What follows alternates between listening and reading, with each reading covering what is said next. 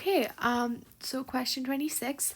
There are 8 cards with digits 1, 2, 3, 4, 5, 6, 7, 8. Two boys and two girls sit in some order around a table, starting from one of them and going clockwise. They take one of the cards and put them from left to right. The boys want the final number to be as large as possible, and the girls want it to be as small as possible. Which of the following numbers cannot be the final number?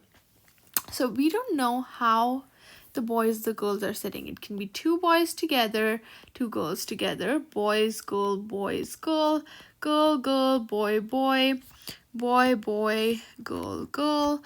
It can also be girl, boy, boy, girl, or boy, girl, girl, boy. Okay, so there are different options we have, but we can figure out which arrangement this is based on the numbers that we have.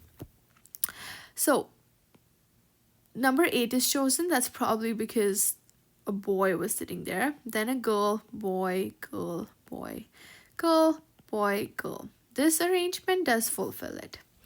There are two girls sitting, then boys, girls again, boys again. Works.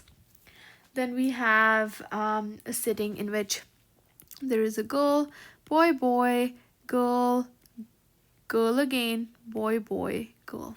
That works. Then we have a boy, girl, girl, a boy again, and then we have, out of this, the girl chose 4 and not 3.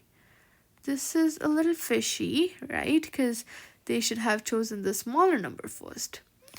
So I'll circle that, but I want to check option E first. So girl, boy, girl, boy, girl, boy, girl, and boy. That works. So it's option